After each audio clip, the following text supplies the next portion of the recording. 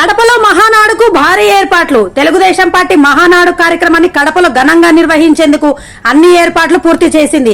ఈ నెల 27 నుంచి 29 వరకు 3 రోజుల పాటు జరిగే మహానాడు చరిత్రలో నిలిచిపోయేలా నిర్వహించేందుకు టీడీపీ నేతలు శ్రమిస్తున్నారు.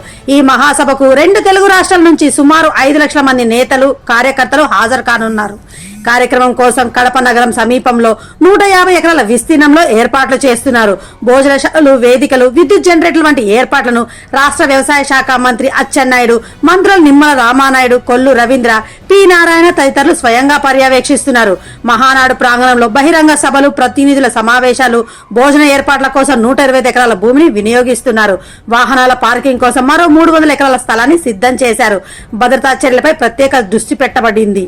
మహానాడు చివరి రోజైన 29వ తేదీన జరిగే బహిరంగ సభకు పెద్ద ఎత్తున హాజరు ఉంటుందని పార్టీ అంచనా వేస్తోంది. ట్రాఫిక్ భద్రతా ఏర్పాట్లపై అధికారులు నిరంతరం పర్యవేక్షణ జరిపేందుకు నేతలు సూచనలు జారీ చేశారు. మొత్తంగా కడపలో టీడీపీ మహానాడు ఉత్సాహంగా జ్ఞాపకాల్లో నిలిచిపోయేలా నిర్వహించేందుకు సిద్ధమవుతోంది.